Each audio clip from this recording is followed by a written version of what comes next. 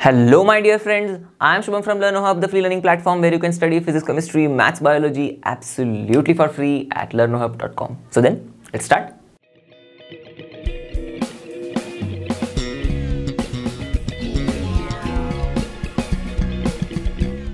So now we are at the last topic of this chapter, which is hydrocarbons. We are going to study about alkenes, alkenes and alkynes. Okay, not much more in detail, but yes, we are going to study the considerable part of alkenes, alkenes and alkynes right now in your standard 10th itself. Okay, in this topic, in this chapter, organic chemistry.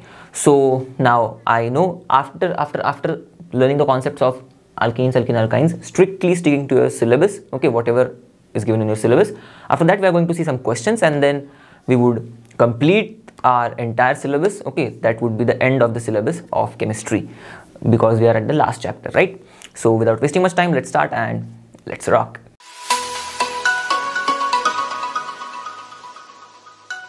So as usual, I have divided the topic into, this entire topic of hydrocarbons, alkanes, alkenes and alkynes, I have divided into three parts: alkanes, alkenes and alkynes itself. And what we are going to study in each part is simply the preparation, methods of preparation and the properties, chemical properties, okay, specifically of alkenes. Okay, see, methods of preparation and chemical properties of alkenes, in that methane and ethane. In alkenes, we are going to see only the ethene, okay, as an example, and its preparation and chemical properties. Two methods of preparation, one chemical property, one chemical property, okay, addition reaction properties. And then in case of alkynes, the example we are going to take is ethyne. Okay, you can also remember the common names I have written here, right? It's right here itself, because now you know what is ethyne, what is ethene, right? All these things. What is methane, what is ethane, because we have studied it, correct, in the previous chapter, in the basics. So now, yes, in alkynes, we are going to take the example of ethyne and we are going to see the preparation, method of preparation of ethyne and chemical properties of ethyne. So not much more, not too much for us to study in case of alkane, alkene and alkynes, but yes, very important part, so that it would be helpful for you if you would take chemistry in your grade 11th grade or 12th grade. Then this part would be useful for you, because the basic reactions you would know before itself when you would go into the grade 11. Okay, before going to grade 11 itself, you would know some basic reactions itself. Okay, right? So now let's start with the first topic, alkanes. Okay, so now in alkanes, we are going to take the example of alkanes as methane and ethane. But yes, let's revise quickly what is the general formula for alkane: CnH2n plus 2, right? And in the alkenes, we are going to study about methane and ethane. Okay, now methane is called as a greenhouse gas. This term has been specified in the syllabus. So let me explain you about what is actually a greenhouse gas. I hope you would have studied in bio or something like that. Okay, but still, let me give you a quick summary of what is actually a greenhouse gas and how methane is a greenhouse gas, right? So greenhouse gas, okay, it has derived its name from term greenhouse, right? And this greenhouse is a very interesting thing. Okay, just by its name you would feel that, oh, it is green colored. No, it's not that. It's simply a house, okay, which is made up of glass roofs and glass walls as well. Okay, so interesting, right? Everything made up of glass of this house, and inside the house we are planting trees.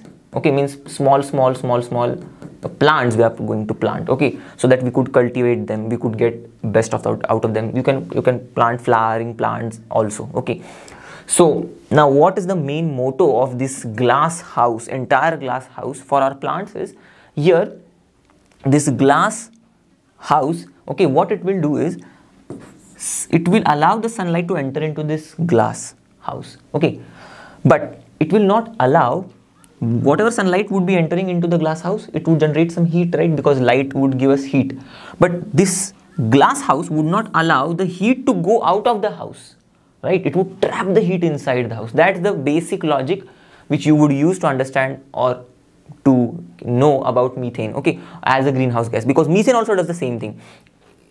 It also in our atmosphere, okay, traps the heat which is being given out or which is being reflected by the earth. Okay, earth also gets some heat from the sun and it also reflects the heat. Okay, it cannot take up all the heat which is given by the sun. So the heat which is reflected out into the space, okay, some of the heat is being trapped by this methane. Okay, and this methane, since it also works like the greenhouse, that's why its name is greenhouse gas. Not to go much in detail about greenhouse gas.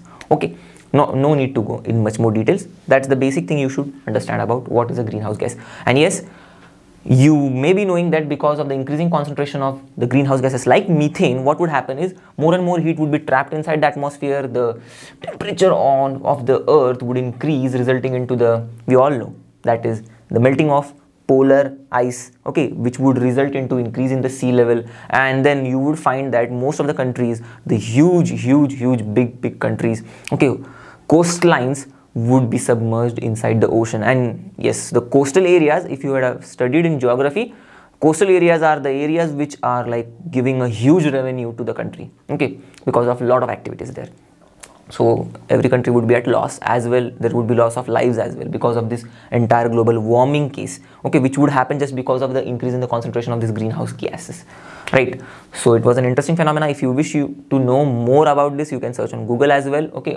You would get it much more detail, but here for now we need to know just this much, okay, about the greenhouse gas, about methane as a greenhouse gas, what it does actually. Okay, so now let's start with the methods of preparation of methane and ethane. Okay, so first method of preparation is from the sodium salts of carboxylic acids. Okay, so I have made just this thing easier for you to understand and to study. Okay, in syllabus they have given just entirely, they have piled up the names of the chemicals, but I have tried to make it very much easy for you. So first method is sodium salt of from sodium salt of carboxylic acid. We are going to prepare methane and ethane, but let's understand what is the sodium salt of carboxylic acid, right? Because you are not that much used to the organic chemistry, you have just studied the basics. So I will tell you first of all what carboxylic acid, we all know this thing. Okay, I will just denote it with this general formula. Okay, here R is the alkyl group, you can take methyl here. Okay, so if I would take here methyl CH3 and then this COOH, this is the carboxylic acid, okay, because it is having carboxylic acid group. Okay, so R is attached with the carboxylic acid group, therefore it is a carboxylic acid.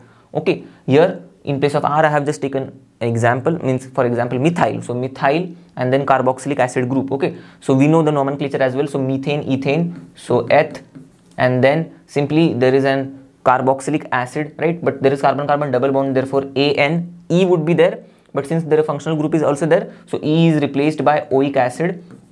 And here we won't write ethane 1 oic acid, because in case of carboxylic acids and aldehydes, I will tell you a trick. It's understood that the first carbon itself is the functional group, okay, is involved in the functional group. That's why no need to write 1 in case of aldehydes and carboxylic acid. So name is ethanoic acid. Okay, so this ethanoic acids, this is a carboxylic acid, understood, and it's a sodium salt we're talking about. Okay, now how to get the sodium salt? What you have to do is this ethanoic acids, simply you have to replace this H, okay, with Na, and then that's called as sodium salt of ethanoic acid. Okay, now from this type of compounds we are going to make methane and ethane. Clear? Now moving ahead, so how we are going to first prepare methane? Let's see. Okay, now for that I would take a sodium salt of carboxylic acid simply, first of all, okay, because it's our first reactant. Now for preparation of methane, I would take the sodium salt of ethanoic acid itself. Just now we have seen, okay, the same formula I'm writing, CH3COONA, sodium salt of ethanoic acid, because it is derived from ethanoic acid. Ethanoic acid is CH3COOH. Simple. Now this sodium salt of ethanoic acid, what I'm going to do is I'm going to treat this, okay, with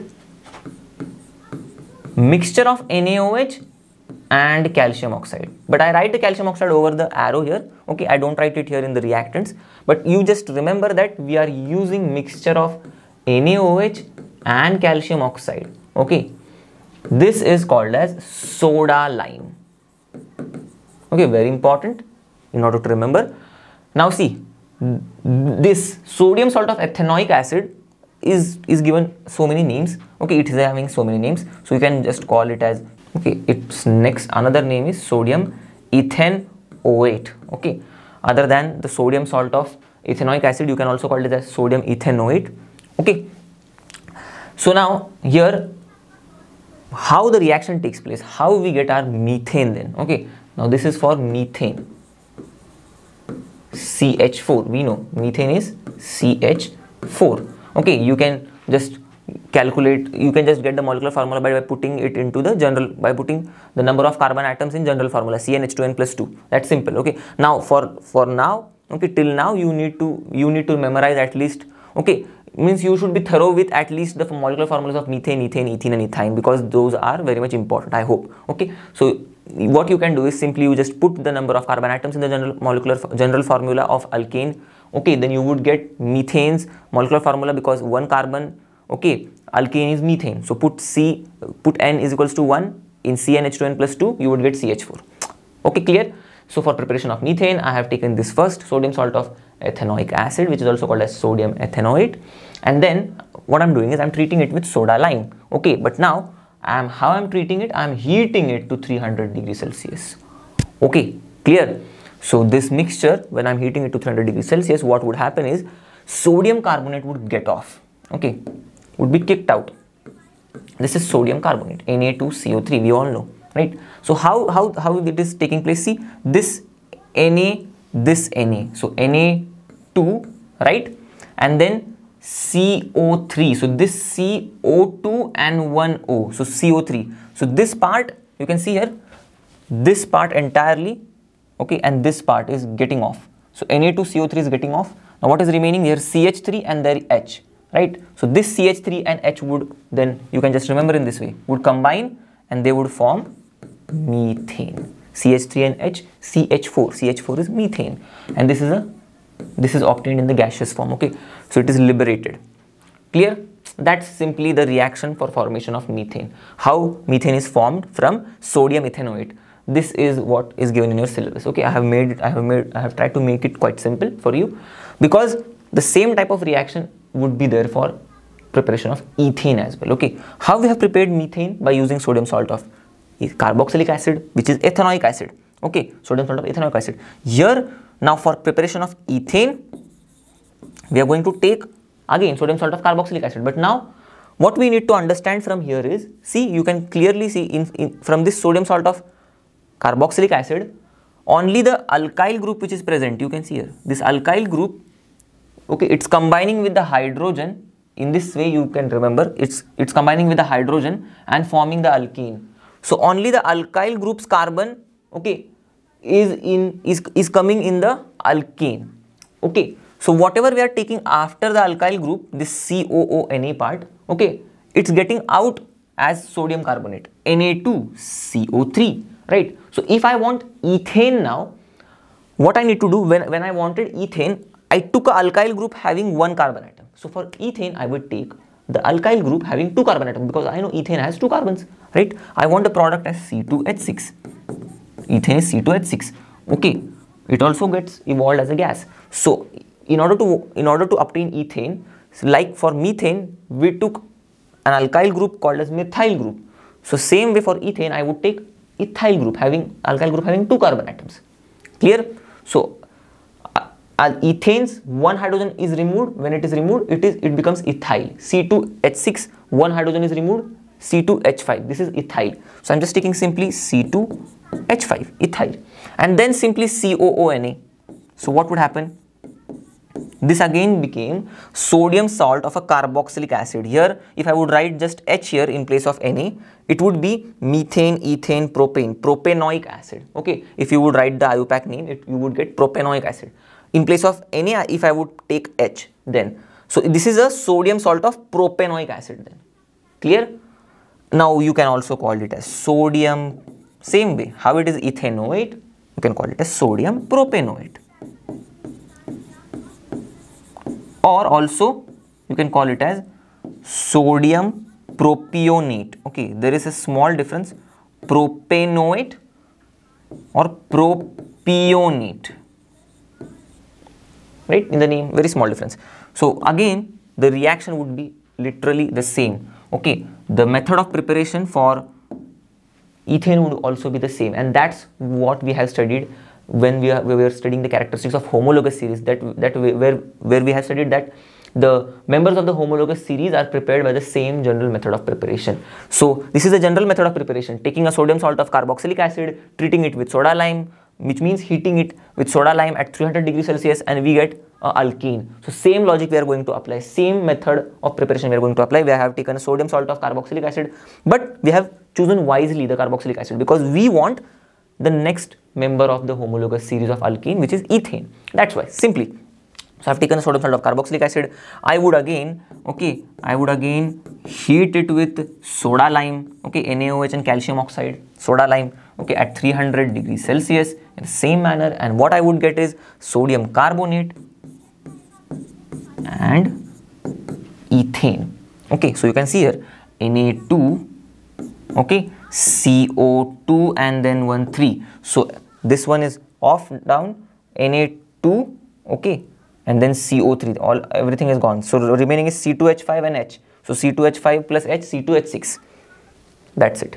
Okay, Na2, okay, Na2, CO3 in this way, and then C2H5 plus H, C2H6.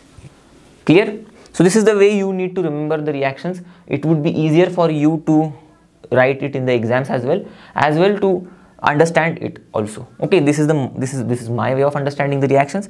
So in this way you can understand the reactions, and you won't feel a burden of remembering the organic reactions. Okay, they are quite easy, very much easy. Okay, now here why we are using soda lime, okay, and not simply NaOH, because you would have the question in mind, sir, why we are using this calcium oxide as well along with sodium hydroxide. Okay, NaOH is sodium hydroxide. Why not simply using sodium hydroxide? Why we want this calcium hydroxide along with the sodium hydroxide, or the mixture of sodium hydroxide and calcium hydroxide, which is called as soda lime? This is because our sodium hydroxide is deliquescent. Okay, it is deliquescent. Now what is the meaning of deliquescent? See, very easy. Sodium hydroxide pellets are there. Okay, so the sodium hydroxide pellets, if you would keep it open, means if you would keep them in open air atmosphere, okay, on the table suppose, so what they would do is they would absorb the moisture from the atmosphere, water which is present in the atmosphere, that is moisture. So it would absorb that water from the atmosphere, okay, and it would start to dissolve. So you would find liquid NaOH, okay, on the table then after some time. Means liquid means NaOH solution, because water is also there now. Now this pellet has started dissolving it, so solid pellet would turn into liquidy solution of NaOH. Okay, so that's the reason we don't use simply NaOH, we use NaOH along with calcium oxide. Okay, we use the mixture of NaOH and calcium oxide, which is called as soda lime. Okay, this was the thing which may be asked in your exams as well, okay, related to the reaction. Clear with this point? Okay. Okay, now let's see the second method of preparation. It's quite easy, okay, not like the first one, very easy, from alkyl halides. Okay, so alkyl halides are, see, alkyl group I have taken and halide group. So halide group X. Okay, so general reaction you just remember, then you can just use the particular compounds which you have to study in your syllabus, that is methyl iodide and ethyl bromide as well. Okay, so first the general reaction, alkyl halide. Okay, now this alkyl halide is reduced. Okay, it undergoes reduction. How it undergoes reduction? Here we use this nascent hydrogen. Okay, and for denoting nascent hydrogen we use this bracket. Now what is nascent hydrogen? Nascent hydrogen means simply the hydrogen atoms. Okay, not H2 molecule. We are using hydrogen atoms here, and those hydrogen atoms, okay, are called as nascent hydrogen. So for denoting them we are just using the brackets. So we use here the nascent hydrogen, and then we get RH. Okay, the alkyl group, when in alkyl group we add H, we get an alkane, right? So we are getting alkane, right? And what we want? We want the methane and ethane, which are alkanes. Okay, so this R picks up one H. Okay, now here we need two nascent hydrogens. Okay, why? Because see, this R picks up one H. Okay, so one H is gone, then only one is remaining. Okay, so out of two, one H is gone, then only one is remaining, and then what is remaining is H and X. So HX would be formed. Okay, so RH, one is gone. Okay, clear? Out of these two, so RH, and then what is remaining? One H is remaining and one X. So RH plus HX. In this way you remember. Okay, so it would be easy for you. Very simple reaction. Now here what we would do is we would simply put the methyl iodide and ethyl bromide, which you need to study. Okay, now what would happen when I would take methyl iodide and I would take nascent hydrogen, I would do the reduction. Okay, I am taking 2 nascent hydrogen. Okay, so this would react, they would be reduced, so CH3 and 1H would be lost, 1H would combine. Okay, out of this 2, 1 would combine, so 1 is remaining. So CH3 and 1H would become CH4 and remaining is HI. So CH4 and HI, simply.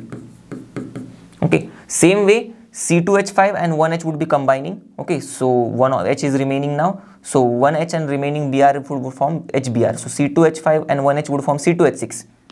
C2H6. Okay, so C2H5, 1H formed C2H6 and then 1H and 1Br is remaining. So HBr. Okay, simple reactions. In this way you need to remember. Now there is one more interesting reaction, okay, which you need to study, which is Wurtz reaction. Okay, now here it's named, it's given a name. Okay, so that's why it is important, and actually it also uses methyl iodide. Okay, in the reaction. That's why we are studying it, because we need to study the methods of preparation of methane and ethane from methyl iodide and ethyl bromide. So whatever the reaction would be applicable, if you would study, it's good for us, because if they would ask in the exams, you would be on the upper edge, right? So it's very easy and simple reaction. What we do is we take, suppose I am taking methyl iodide, okay, or I would also show you by taking ethyl bromide as well. Okay, so what would happen when I'm taking methyl iodide or ethyl bromide, but I need to make sure that I need to take 2 molecules of them. Okay, 2 molecules right from the beginning itself. And yes, whatever reactions I'm writing, okay, if you feel that they are not balanced, okay, means some of them may be not balanced, so you balance it. Okay, some of them may be not balanced. Okay, maybe, so you can balance them. Otherwise, it's fine. Okay, you are done with the job. Means our reaction is quite balanced and good then.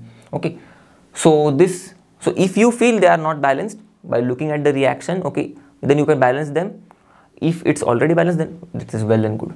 So I would take 2 molecules of, first I'm taking methyl iodide, okay, and then I'm taking ethyl bromides, 2 molecules. What I would do is I would first heat, okay, this methyl iodide along with the sodium metal. Okay, I would heat it, but in the presence of dry ether. Okay, now no need to go into much detail about this dry ether. What is dry ether? Okay, we know it is a chemical compound, and we have also studied ether's functional group, but that also we don't need to study here right now in the syllabus, because it's not there in the syllabus. Okay, so you just remember that in the presence of dry ether, that's it. It's a chemical compound, very much important role it plays, but still. So here we are taking methyl iodide, we are heating this methyl iodide with sodium metal, okay, heating it with sodium metal in the presence of dry ether. Okay, so what we would get is these 2 methyl groups would combine. Okay, these 2 methyl groups would combine in this way. Okay, and what they would form then? You can see C2H6, right? And what is C2H6? It's ethane. Correct? So these 2 methyl groups combined, they formed ethane. So what is now remaining? 2 iodine atoms and here 2 sodium atoms, right? Make it 2. So 2 iodine and 2 sodium would form 2 sodium iodide. Okay, clear? 1 iodine and 1 sodium would form sodium iodide, NaI, just like sodium chloride. Okay, so that's very simple. You just need to correlate the compounds which are formed, just like 1 sodium and 1 chlorine would form sodium chloride, right? 1 sodium and 1 chlorine gives sodium chloride, right? Means you can just correlate it in the brain. So same ways 1 sodium and 1 iodine would form, okay, sodium iodide, right? But now here there are 2 iodines, so 2 sodium would be required. That's why I have taken 2 here. So 2 iodine, okay, and 2 sodium would form 2 sodium iodides. Okay, this here suppose I am writing, okay, 2 iodines, okay, and 2 sodiums. What they would form? This would form sodium iodide, this would form sodium iodide, right? So 2 sodium iodides. Clear? In this way I have written it, the reaction. So this is the reaction, and here in this ethane is formed.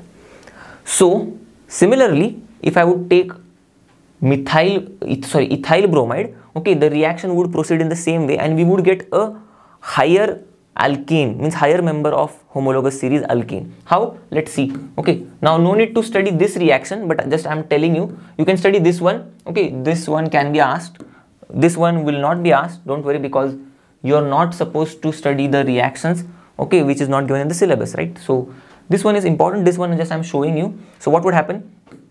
So when we are heating it, okay, heating the ethyl bromide with sodium metal in the presence of dry ether, what would form? Two ethyl groups would combine. Okay, so two ethyl groups, what would they give us?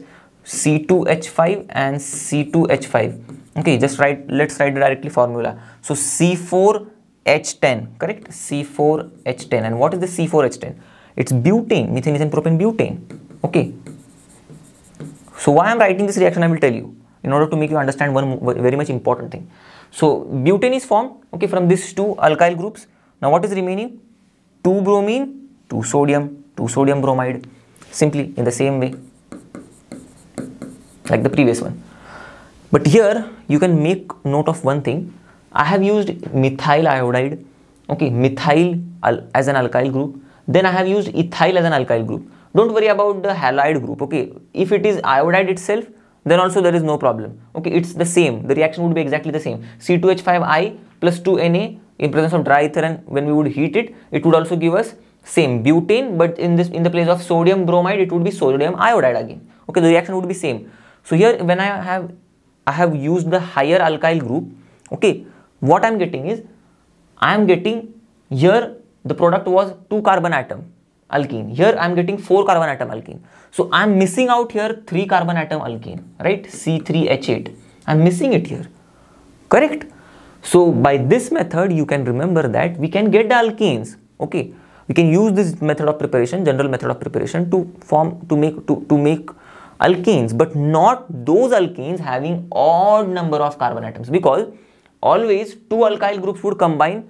Now here the alkyl group is having 1 carbon atom, so it would result into alkane having 2 carbon atoms. See, alkane having 2 carbon atoms. Here when we take alkyl group having 2 carbon atoms, it would combine, okay, with another alkyl group, so it would result into alkane having 4 carbon atoms. Alkane having 4 carbon atoms. But there would no, means there we cannot form an alkane having 3 carbon atoms, okay, because that would not, because here it is not possible itself, okay. After methyl we can only take ethyl group, okay, there is nothing between them. So always the addition of the alkyl groups with each other would result into a even number of carbon atom alkene, not an odd number, okay, clear? So this reaction would, after this reaction that's why I have deliberately showed you this reaction, because the next alkyl group would give us the alkane having again even number of carbon atom, but it would miss out the alkane having odd number of carbon atom, okay. Then the next alkyl group, if you would use, it would again give us the alkane having 6 carbon atoms, okay, but then it would miss the alkane having 5 carbon atoms again. So alkanes having odd number of carbon atoms cannot be prepared by this method, very important, okay. How I hope you would have understood it, okay. Now one more interesting thing is, you cannot prepare methane from this reaction, right? You can prepare ethane, because basically you can take this, the first member of the alkyl group is methyl group, and if we are using methyl group and then trying to prepare an alkene, we are getting ethane, okay. Lesser means an member of alkyl group which is lower than the methyl, it doesn't exist, right? So we cannot prepare methane by this method. Clear with this point? Okay, now let's see the properties. We are done with the preparation, methods of preparation of alkene. Now moving to the properties. The first property is complete combustion of methane and ethane, okay. So let's see how these methane and ethane undergoes complete combustion. But before that, let's understand some simple things for this. What is combustion, first of all, right? So combustion is simply burning of substance, okay, in air, or you can say oxygen, okay. This is combustion, burning of substance, right, in air or oxygen. Now here the complete combustion, so what does it mean? So when we are talking about complete combustion, this means that in this type of combustion, okay, we are using sufficient supply of air.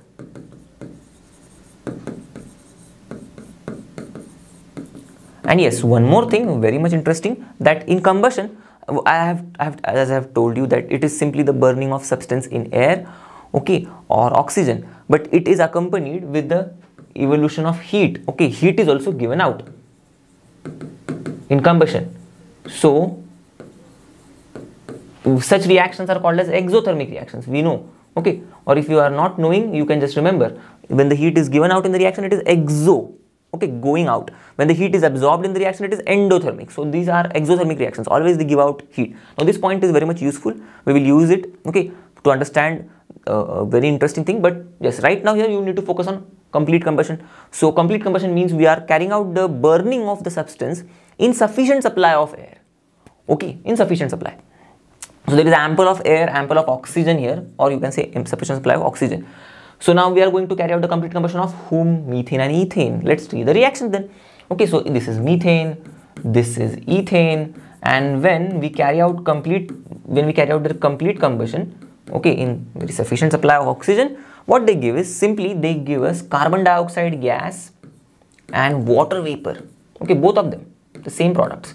Now what you need to do is you need to just simply balance it. Okay, so I'm just writing here gas in order to make you understand that it's water vapor, not liquid water. Okay, so this is a simple reaction.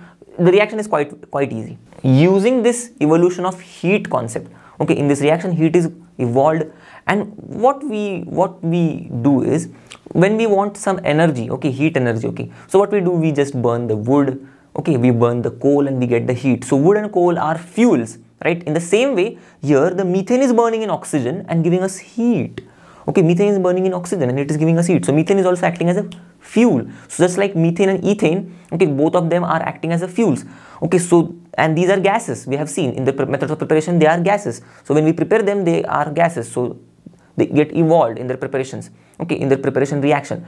So these alkenes are actually a good gaseous fuels. This methane and ethane, these alkenes are good gaseous fuels, okay, because they are giving us very much good amount of heat energy.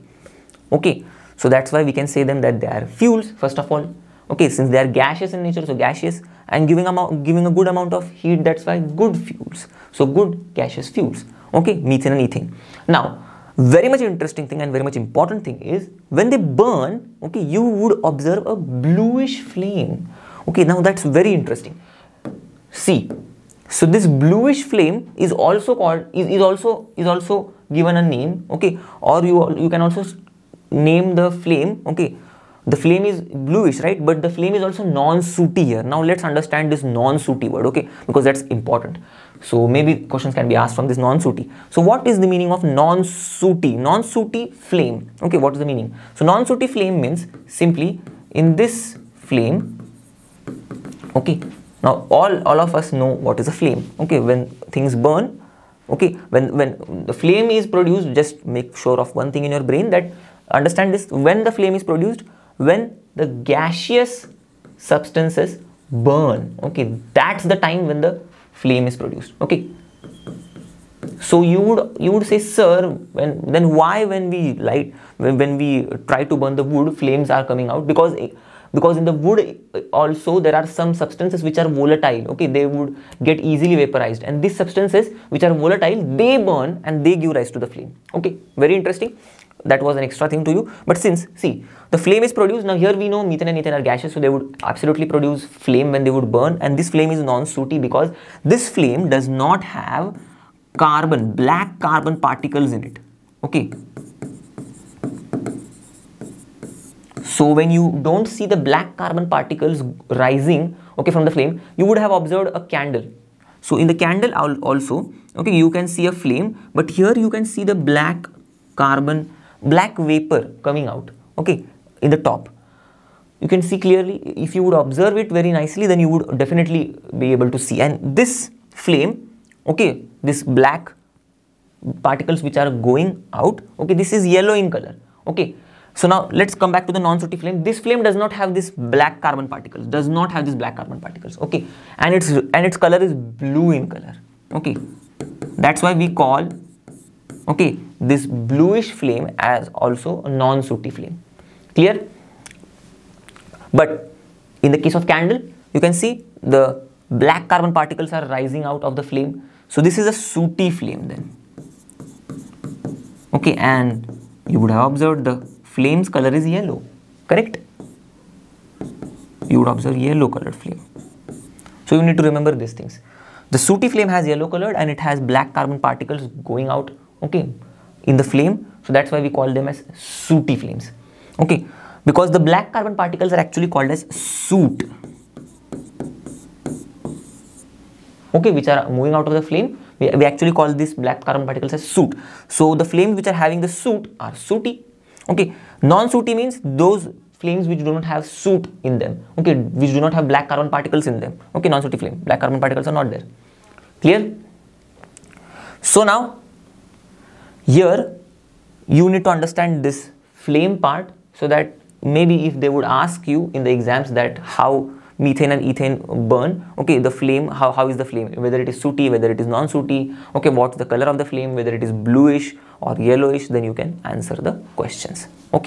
Okay, now friends, let's move on to the next method of next property of alkanes. Okay, that is, we are going to see about methane and ethane, okay, specifically. So by taking example of methane and ethane, the properties of alkanes, okay, the property is of alkanes, but we are going to take example for understanding the property of methane and ethane. Okay, so second one is substitution reaction. So they show substitution reactions. Okay, now we are going to study their substitution reactions with halogens only. Okay, so how they show substitution reaction? Now first of all, let me tell you what is a substitution reaction, but you would be able to understand them, okay, by taking the example of halogens itself. So I will just explain how the substitution reaction of alkane undergoes, okay, with halogens. So simply we are going to take an alkane first, okay, because now we are dealing with the alkanes. Okay, so we are going to understand what is the substitution reaction, okay, in the terms of the reaction of alkane with halogen. So I am taking alkane here. Okay, now let's try to understand what is substitution reaction. So the reaction with halogen, so alkanes react with halogens. Okay, now which halogens? You can just remember right here itself: chlorine, bromine and iodine. Okay, they react with these halogens, and now what they give is, they give us halogen substituted products. Okay, now don't worry, all this would make sense to you once we understand the examples, once we see the examples, but they give halogen substituted products to us and we get HX. Okay, the X would be chlorine, bromine, iodine, anything, okay, here. Now, since what is happening here, you can see, I will just make this clear to you, this RH hydrogen, okay, this hydrogen, and there is X2 here. So in place of this hydrogen, one X, okay, this from X2, one X is taking the place of hydrogen here, and the hydrogen is moving out of this alkane. So what is happening? The hydrogen is being substituted by the halogen. Okay, and when such type of substitution takes place, what is happening here is simply the first react means what would happen here is, you can understand, this halogen is substituting the hydrogen. So in place of hydrogen now there is an halogen here. Okay, so now what would happen? R, and then in place of hydrogen now there is an halogen here. So it would be X, right? And this H would move out. Okay, so now this X is gone here. Okay, now this H has come out. Okay, so here there is only one X remaining now. This X is taking this place. Okay, so here, or else I can just help you understand in this way. This X is now here. Okay, so I would just erase it and I would just write X here now. Okay, now, and I would erase this X now. Okay, this X is gone. Okay, right. Now let's try to understand. So now X is gone here, the H would come out, and this H would combine with this X then. Okay, and what would form? What would be formed? HX would be formed. So RX and HX would be formed. Okay, so what is happening here? The halogen is substituting the hydrogen. Okay, or hydrogen is being substituted by halogen, and the product which is formed is called as substituted product, and such reaction is called as substitution reaction, in which the substitution of one atom, okay, is taking place, okay, by the another atom. Okay, here the hydrogen atom is being substituted by the halogen atom. Okay, so the product formed is substituted product. This is a substituted product, and the reaction is called a substitution reaction. Clear? Very simple idea. Yes. One more thing. this is all about the substitution reaction, but we have missed one thing, very important thing. I just remembered it. See here, the soot which is formed here in the combustion reaction. Okay, so actually what is happening here, why the sooty flame is having this soot or the black carbon particles? Okay, the reason is very simple. We are taking suppose hydrocarbon, okay, methane, or alkane, methane, okay, but now I'm not giving sufficient supply of oxygen to it. Now I'm giving very less supply of oxygen to it, very less. Okay, I'm like very much partially, I'm having a partiality towards now this methane. Okay, I'm not giving it sufficient supply of oxygen. Now what this methane would do then? Okay, poor methane would react with this oxygen, would burn with this oxygen. Okay, burn in the presence of this oxygen, and it would form carbon and water simply. Okay. Now there is no formation of carbon dioxide here, only carbon is formed, okay, carbon and water. And this carbon, okay, this black carbon is actually the soot that is being given out. Okay, so what you can understand from here is in the presence of very insufficient supply of oxygen, okay, our methane is giving us soot. So insufficient supply of oxygen means incomplete combustion. Okay, so this reaction you can just understand that it is an incomplete combustion of methane. Okay, and because of incomplete combustion or simply because of insufficient supply of oxygen, we can get soot. That's the reason. Okay, why here we are getting non-sooty flame then? Okay, because here in this case, when we burn methane in presence of ample of oxygen, okay, why we are getting non-sooty flame? Non-sooty flame because we are having ample of oxygen here, and our methane is getting converted completely into carbon dioxide and water vapor. Okay, there is no formation of carbon here, carbon particles here, so no soot formation. Okay, so that's why no sooty flame. Clear? Why we are not getting? Because in presence of ample of oxygen, our methane is forming carbon dioxide and water. It is not forming carbon particles. No carbon particles, no soot. That's why non-sooty flame.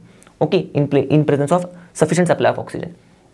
Clear with this? So this was the one reason for getting a non-sooty flame, that is our methane is getting completely oxidized, okay, into carbon dioxide. See here, the hydrogen is being removed by oxygen here. So very important, our methane is getting completely oxidized. Okay, also our ethane is also getting completely oxidized. That's why we are getting carbon dioxide and water as the products here. Clear? You can see here, methane and ethane are getting completely oxidized, okay, in carbon dioxide. Okay, so that's why we are getting okay, non-sooty flames. Clear? Because there is no formation of carbon here. That's the one reason. Another important reason here you can see here for the non-sooty flame is the carbon content in the methane and ethane. Methane only has 1 carbon, ethane only has 2 carbon. They are having low carbon content. So for 1 and 2 carbon, it's very pretty much means like it's easy job for the oxygen to oxidize these 1 and 2 carbons to form carbon dioxide. Okay, if the carbon atoms would be huge, the number of carbon atoms would be very much huge, then it's difficult, then we would need more and more oxygen to completely oxidize all the carbon atoms. Okay, but here in case of methane and ethane, the carbon atoms are very less, so low carbon content is there, so that's why it is also getting oxidized in presence of ample of oxygen very easily. That's why we are getting non-sooty flame. Okay, since the oxidation is getting completed. Okay, I have told you now, if the carbon content would be have more, okay, in case of other alkanes the carbon content is more, so at that time then more and more oxygen would be required, and maybe by giving more and more oxygen also it may be possible that some of the carbon may not get completely oxidized. Okay, so we may get a black soot and a sooty flame. So this is the reason, low carbon content of methane and ethane. Okay, that's why it's easy for the oxygen to convert it into carbon dioxide. Okay, and there is no chance of carbon particles getting formed, so no sooty flame. Okay, non-sooty flame would be there. Clear? Okay, now let's see the substitution reaction, okay, with halogens of methane. Clear? Now here we are going to see only the case of chlorine. Okay, the substitution reaction of methane with the chlorine, only with the chlorine in our syllabus. That's it. Okay, yes, one more interesting thing, that whenever the reaction is taking place, okay, of the alkanes, okay, or whenever the substitution reaction is taking place of the alkanes along with the halogens, okay, giving us the halogen substituted products, which we will see now how these halogen substituted products are there along with the HX. The conditions are, okay, sunlight, okay, the process, this reaction would take place in sunlight or UV light. Okay, now this sunlight needs to be diffused one. Okay, now I will tell you the meaning of diffused here. So if we are having a sunlight, okay, which is coming direct sunlight, okay, but if that sunlight is passing through a cloud, what happens is this light is getting diffused then, is scattered then. Okay, this light, okay, this beam of light, and this is called as the diffused light. Okay, but if it is not passing through the clouds, then we would not get the diffused light. Okay, so diffusion means simply if you take a laser and if there is some substance which is causing the diffusion of light, okay, if you would project a laser, okay, the beam of the laser, you would not observe a nice beam here. Okay, if you would keep a material which would diffuse the light, okay, you would not observe a nice beam here, okay, a single beam. What you would observe is, because of that material, okay, between the laser and the board, what would happen is this laser light would then get diffused. Okay, so you would observe a circle, nice circle, and the light would be like evenly distributed over this circle. Okay, so this is called as a diffused light simply. So we need diffused light or UV light, or we can also heat it. Okay, but for heating, we need to heat it at high temperatures, okay, not low temperatures. Clear? So these three conditions means any one of the conditions should be there present, then the reaction would take place, only then the reaction would take place. Okay, now same conditions are for the methane case. Okay, means methane case also the conditions are like quite very same. Okay, methane reacts with our chlorine, okay, in the presence of diffused sunlight, or if you are not using diffused sunlight, then we need to heat it to 600 Kelvin. Okay, or okay, we need to heat it to, or I will just write it here, okay, so that you won't get confused. So diffused sunlight, or you need to heat it at 600 Kelvin. Clear? So then only we would get a halogen substituted product. Now how the substitution would take place first here in case of this methane is, see here, this is the alkyl group of this alkene. Okay, so I'm just writing this CH4 in terms of CH3 and H. Okay, it is CH4 itself, CH4. Okay, but now here there is an alkyl group now. Now I have told you what would happen. This hydrogen, okay, would be what it would be. It would be substituted by this halogen. Okay, so in the place of this hydrogen there would be halogen. So this okay, this is the general formula. So in place of this hydrogen now there would be this chlorine group now. Okay, so what I would do is I would just erase them, and then I would try to show you this chlorine would present here. Okay, and that hydrogen would move out. Okay, and this hydrogen has moved out, it would come here, and then it would form HCl then, right? It would combine with chlorine and then it would form HCl. So what are the products? CH3Cl and HCl. In this way you need to write the products. Okay, then it would be easy for you. Clear? And you would also understand that how the substitution has taken place. Okay, hydrogen is being substituted by chlorine here. Clear? Now the reaction doesn't stop here itself. Okay, let me erase this. Let me explain you the magic of this reaction. Okay, when you would carry out this reaction, okay, when you would take methane and then you would take chlorine gas and you would allow them to react in presence of diffuse sunlight, or you would heat it to 600 Kelvin, you won't just get this products. Okay, this HCl and CH3Cl. What would happen? Some of the CH3Cl would start thinking that, oh, I cannot sit idle like this. Okay, it would start reacting again with the chlorine gas here. Okay, so this CH3Cl then starts reacting with chlorine gas, and again the same type of substitution reaction starts to take place. Okay, now here again the hydrogen is substituted, and in place of hydrogen, chlorine takes the place. So here if one hydrogen is lost, okay, what would happen? Okay, from here now, from this compound CH3Cl, okay, which is formed here, some of the CH3Cl would be present as CH3Cl itself, but some of the CH3Cl molecules would think that we need to react. Okay, I want to react with chlorine gas. Okay, I'm feeling very much idle here, sitting lazy here. Okay, so this CH3Cl, then how it would react again. Here the hydrogen would get substituted, again the same type of substitution reaction, but now here out of this, now this is not an alkane. Okay, this is an alkyl halide. Okay, this is an alkyl halide, right? Alkyl group, halide group. So alkyl halide. But now this alkyl halide is only having one halogen atom, but alkyl halides can have more than one halogen atoms. Okay, so this alkyl halide would think that I want more than one halogen atom. So what it would do is, out of this 2 Cl, it would ask 1 Cl to take place of one hydrogen atom here.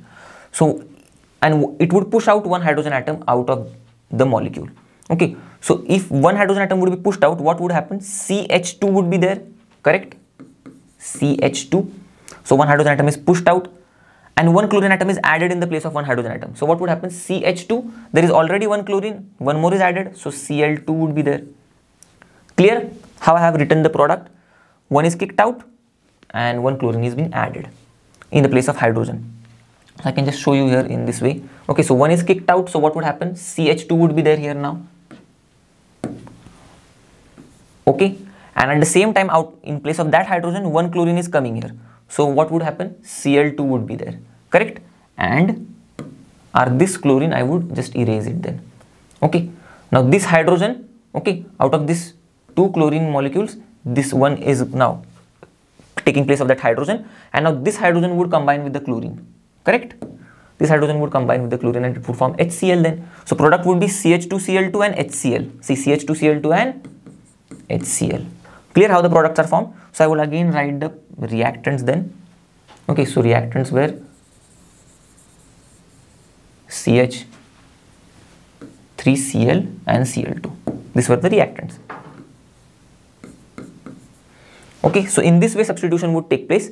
Now I won't explain you in detail. The next reaction would also be the same type. Okay, now this again, this one, CH2Cl2, which is called as dichloromethane. Okay, dichloromethane. So now that's the reason I have taught you the nomenclature of alkyl halides itself. So here it would be one chlorine atom, so chloromethane. Okay, simply chloromethane. So now the names I won't write it, means I won't show the IUPAC name simply. I would just write the names as it is. So chloromethane. What you can do is you can just write the structural formula of this compound, okay, by writing carbon and hydrogen bonds, and then you can figure out the name by applying the rules of IUPAC. Okay, here it is dichloromethane. Okay, dichloromethane. Okay, now this dichloromethane, what it would do? It would come back here. It would again react with chlorine. What would happen? It would push out its one hydrogen. So here it would be CH now. Okay, and it would take up one chlorine atom from here. Okay, so CHCl3 would be there now, correct? So one hydrogen is off and one chlorine is getting in. So CHCl3 would be the product, one product. Okay, now since here CHCl3 is done, one hydrogen is off, one chlorine is remaining, HCl. Clear? And the same, now this CHCl3, what name it would have? IUPAC name 3-chloro, so that's why trichloro, and one carbon atom, so meth, right? And I know carbon means meth is like methane only. Okay, carbon single bond, there is no chance of carbon single bond, single bond and all those things. So trichloromethane.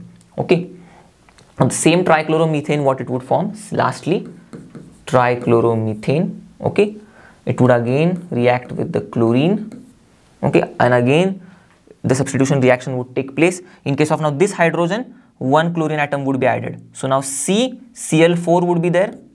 Okay, so CCl4. Clear? C, and then one chlorine is coming here. So CCl4, and one hydrogen is getting off and one chlorine is there. So CCl4 plus HCl. Okay, so this would be the reaction, the last reaction, and then there would be no reaction because now this CCl4 cannot substitute more hydrogen atom because it is not having hydrogen atoms. As simple as that, right? So this is the last product which can form, means the last type of product which can form tetrachloromethane. Okay, tetrachloromethane. Okay, I'm not writing the name in one go because now there is no space here. You just write the name in one go only. Okay, don't make the space here. Okay, tetrachloromethane. So now I am getting so many substitution products, right? Or substituted products. So this is a substituted product, right? Hydrogen is substituted, that's why substituted product, right? By halogen. hydrogen is substituted here, right, by the halogen. That's why it is substituted product. Again substituted product, again substituted product. Now when I would carry out this reaction, okay, I would get this substitution products. But now if suppose I want only one product, okay, so then I need to separate it. So what we can do is we can separate this, all the substitution products, with the help of fractional distillation. Okay, now we are using fractional distillation. Why? Because there is an interesting property difference between them. All these substitution products, okay, they are having the differences in their boiling points. Okay, differences in their boiling points. And what we do in fractional distillation is, okay, I hope you would be knowing what is fractional distillation. If you are not knowing, I will just give a brief quick summary idea, okay, quick idea about the fractional distillation here. So in case of fractional distillation, what is the scenario here is, you can see here we have the column like this, okay, and in this column what we do is, you can see the column looks like this, okay. You would have in this way, the structure of the column is in this way, okay, and like this, okay. So that's it. More we can make, but 3 is enough here. So now here what we do is, in the fractional distillation, now whenever we want to separate the compounds which are having different boiling points, okay, we can separate them. But by using fractional distillation, what we do is, the mixture of compounds we are having, so what we do is we heat the mixture, okay, we heat it to such an extent that that mixture is vaporized, okay, that gets converted into vapor state. So we heat it at very high temperature, so that all the components in that mixture are converted into the vapor. Clear? Now we allow this vapor to pass through this column. Now this column is designed in such a way that the temperature, okay, of this column, okay, it gets lowered and lowered as we move up in the column, okay. So at the bottom there is a highest temperature, then the temperature is less, and it is getting lesser and lesser to the top, okay. So in this way the temperature is maintained in the column. So here there would be a high temperature, but still there would, so but what happens is, out of the mixture, okay, suppose I am having mixture of 1, 2 and 3 and 4 compounds, okay.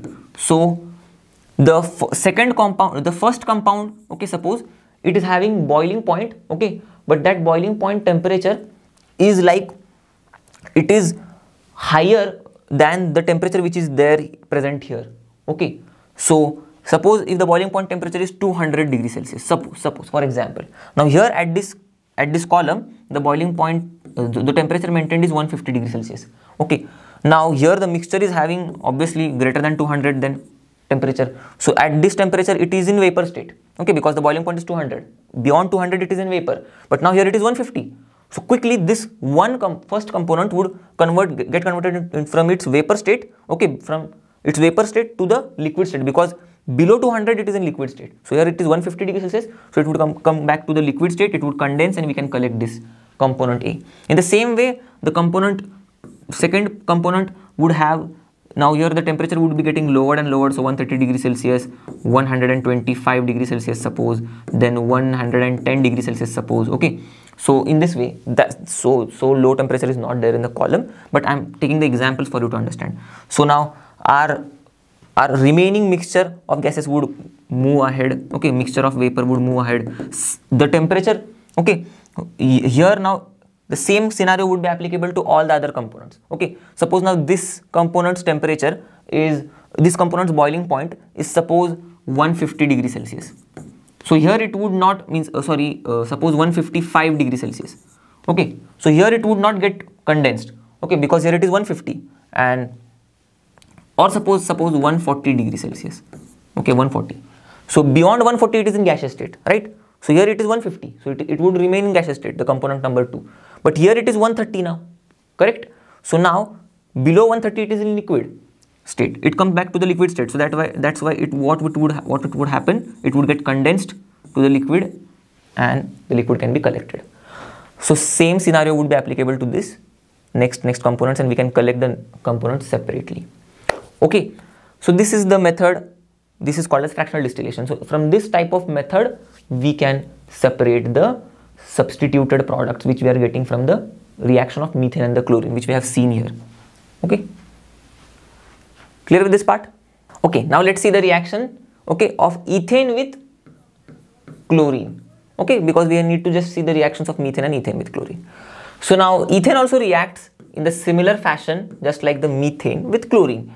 Okay, so ethane, when it reacts with chlorine in the presence of, you can take diffused sunlight, okay, or you can take UV light, okay, or if you don't have these two lights, then you need to heat it, okay, to high temperature. Then okay, high temperature, the temperature is not specified, but you need to heat it then to high temperature. Okay, either three of one thing you need to do. Then what you would get is, now I won't explain you this substitution product now here. What would happen? One hydrogen atom would be substituted by the halogen atom. So after removing one hydrogen atom from here, from C2H6, what would be remaining? C2H5. Now out of this 2Cl2, okay, now I would write here in this way, see, C2H5H, okay, and then Cl2 in this way, okay, Cl and Cl, or like this, sorry, Cl single bond Cl, okay, clear? So this one hydrogen atom would take place of this Cl would take place of this hydrogen atom. So what would be the product? C2H5Cl and HCl, simply C2H5Cl and HCl. In the same manner, now here also the C2H5Cl which is formed, okay, ethyl chloride or chloroethane, the name is chloroethane.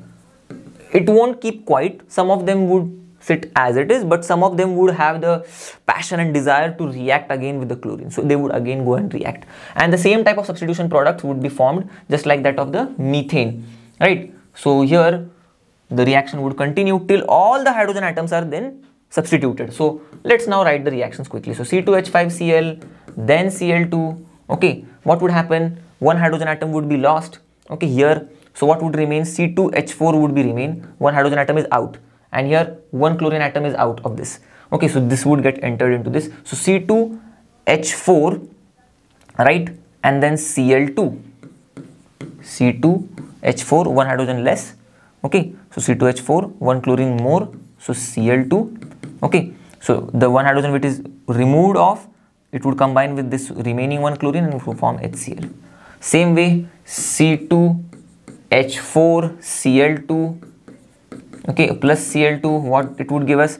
Again reduced number of hydrogen atom, one hydrogen atom, so C2H3 would be remaining, okay, and in place of one chlorine, and here add one more chlorine, so Cl2, one more chlorine would be added, then it would be Cl3, right? Now this added chlorine here, there would only be remaining one chlorine and one hydrogen is out of this, so HCl would be formed. Same way, C2H3Cl3, C2H3Cl3 plus Cl2, this would continue till all the hydrogen atoms are substituted, okay, there is no hydrogen atom in the substituted product till that point. So again C2H2Cl4 would be there, okay, and then one H is removed, one Cl is added, so one H here, okay, one Cl is added, so Cl, HCl. C2H2Cl4 again, okay, since there are two more hydrogen atoms which can be substituted, so C2H2Cl4 plus Cl2, okay, C2HCl5, C2HCl5 would be the product, okay. You can just do what I have told you, you can just write the product, you can just write the reactants, okay, in the manner which I have written for the ethane then, okay, by separating one hydrogen atom already. So here in case of this C2H5Cl, what you can do is, okay, because now you don't have that much practice, so what you can do is, in case of C2H5Cl, what you can write is, you can just write C2H4, okay, keep one hydrogen aside, and yes, C2H5Cl, right, so C2H5Cl, and then you can just write in this way, Cl and Cl. Now you know one Cl would take this place, okay, and then one H would take this place, so what you can write, C2H4, right, and then Cl, one Cl is there, right, so Cl2, C2H4, Cl2, okay, C2H4, one Cl is taking place here, so C2H4, Cl2, right, and this H is going there, so HCl. So in this way you can write the product. See, C2H4Cl2HCl, C2H4Cl2HCl. Okay, it's a simple trick I have also told you. Okay, let's continue on the next products. So C2HCl5, C2HCl5.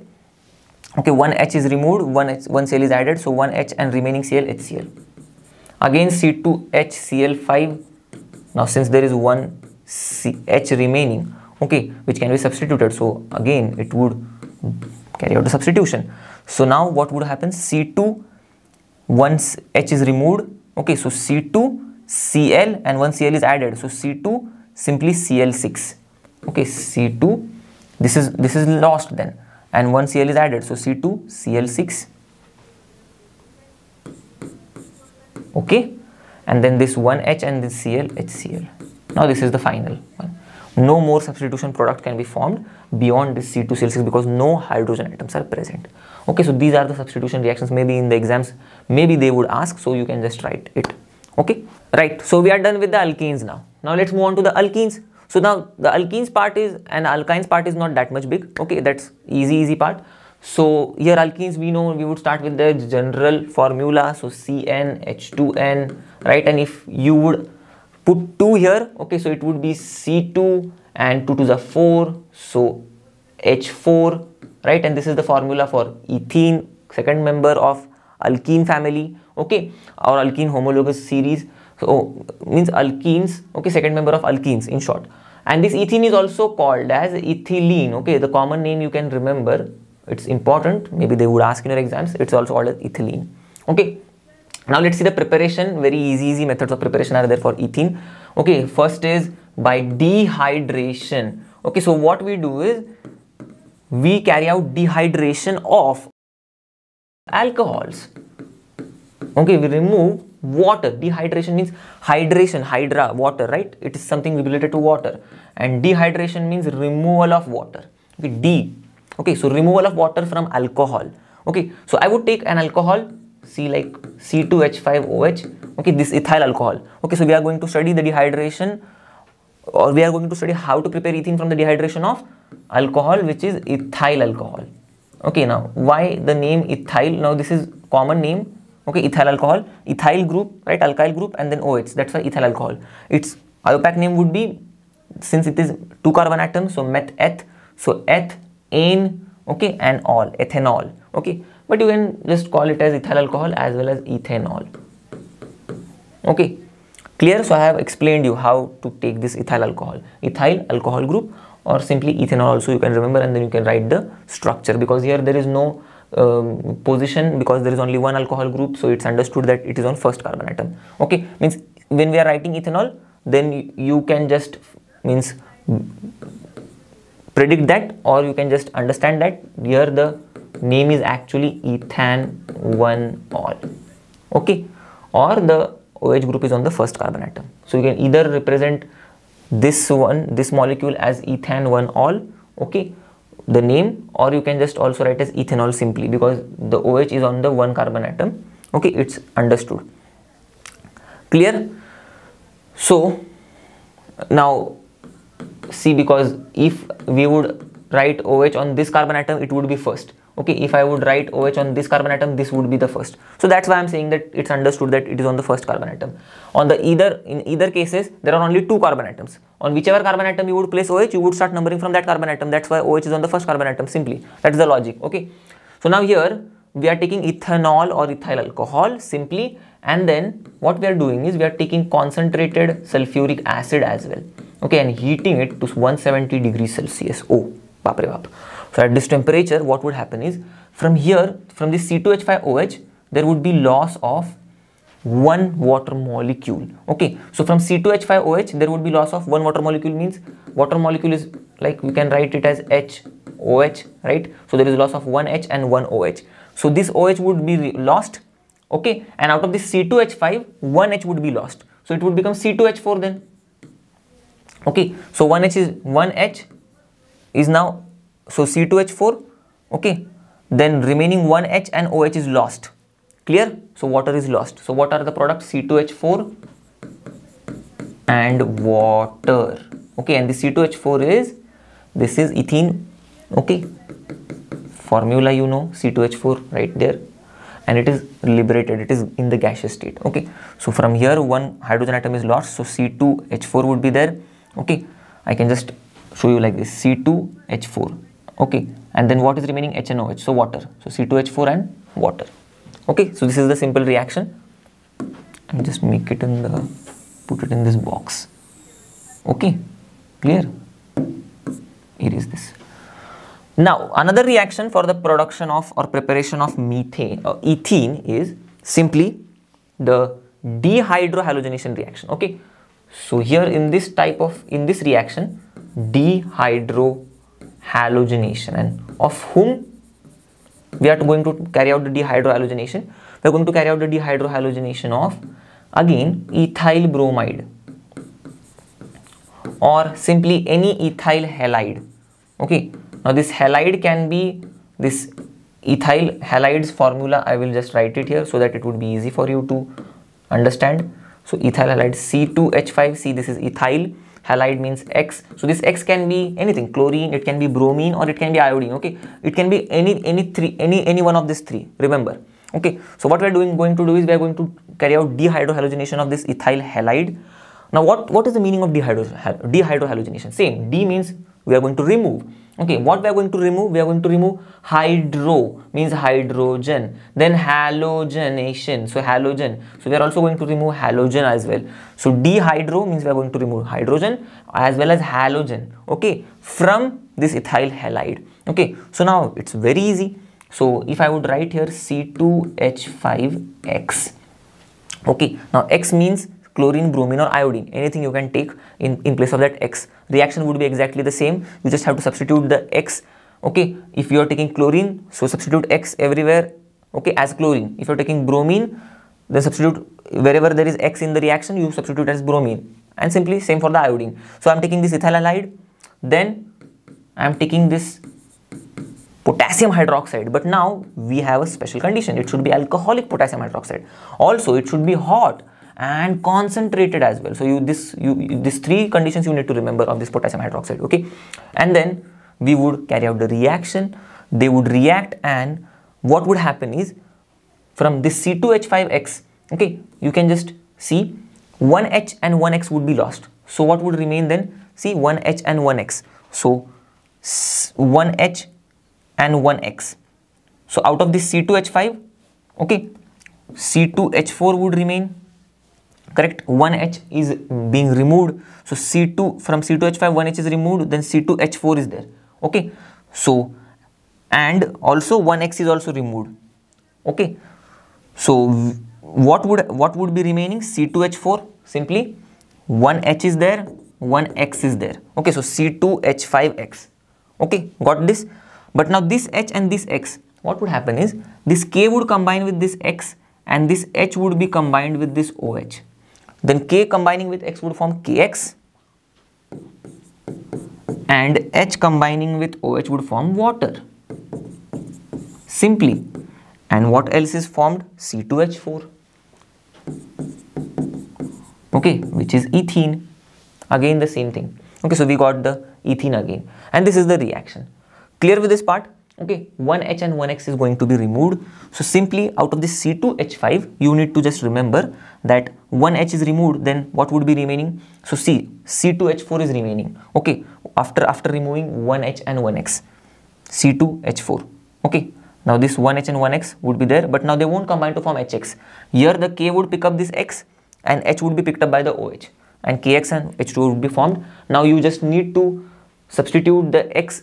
Okay, if you want the reaction of ethyl chloride, okay, or if you want to prepare ethene from ethyl chloride, then you just substitute X as chlorine, and then wherever there is X, you just substitute there as chlorine. So KCl would be formed, but the rest of the reaction would be same. Okay, if you wish, you can see the reaction is balanced or not. I'm pretty sure that this is balanced. Okay, so that's it. These are the two methods of preparation of ethene. Okay, so friends, now let's see the reactions. Okay, chemical properties of ethene. Let's study about the chemical properties, and in chemical properties we are going to see the chemical reactions of ethene. But now we are going to start first with the addition reactions. Okay, so only one chemical property we have to study, that is the addition reactions of ethene. And addition reaction, okay, now in the addition reaction we have to see the addition of hydrogen and addition of halogens. But before starting with the addition reaction, just now like we have seen about the substitution reaction which was taking place in the alkanes, the addition, what are addition reactions now? So in these reactions, okay, what is happening in ethene, okay, in ethene, or just I will show like this, CH2 double bond CH2, this is the structure, okay, structural formula. So in this ethene, okay, the hydrogen or other atoms, the atoms of other elements, suppose like halogen atoms, okay, are being added, okay, and how they are added? They are added across this double bond, okay, which means that this double bond is broken, okay. So this addition takes place across the double bond, or this addition takes place in such a way that the double bond is broken, okay. So after breaking the double bond, okay, these atoms, okay, they get linked with the both the carbon atoms, okay, of the ethene, and in this way double bond is broken. So what would happen? Only the carbon-carbon single bond would be left, and our product which is formed, okay, which is having now carbon-carbon single bond only. So this means that our product is now becoming saturated, okay. So these atoms are then added, okay, in our unsaturated product, the hungry product, okay, we can say unsaturated, which means it has more hunger of taking up the atoms. So here, since there is double bond, so it can take up the atoms, because these atoms would get added up to these carbon atoms. How? By the breaking of this bond, okay. So this addition would involve breakage of the bond. Now this scenario is not possible in case of alkanes. This thing you need to remember, okay, because since in alkanes you can see, okay, it is CH3, suppose this is ethane, so there is already a single carbon-carbon bond, okay. So if I would try to add a hydrogen atom or a halogen atom or anything like that, okay, here carbon would say that I'm absolutely okay now, I don't want any other atom to get added, because now I have made 3 single bonds with a hydrogen atom, 1 single bond with a carbon atom, okay, I'm not having any double bond so that you can add up any atom in it by breaking that bond. So since there is no double bond here, okay, and here the carbon is completely satisfied now, because it has formed all the 4 bonds which are carbon-carbon, which are single bonds, not carbon-carbon, but which are single bonds simply. Here there is, since there is one carbon-carbon double bond, so that's why the carbon atoms are saying that we have the capacity of getting 2 atoms added, okay, 1 at each carbon atom, so that the atoms can be added and the reaction can take place, and this type of reaction in which the atoms are added are called as addition reactions. Whereas the alkenes would say that, I'm sorry, I cannot add any more atoms, because now I'm happy, I have made all the 4 bonds as single bonds. Here you know now the scenario. Here, since there is one bond, okay, between carbon which is double bond, so it can say that yes, I can take 2 atoms, each on 1 carbon atom, okay.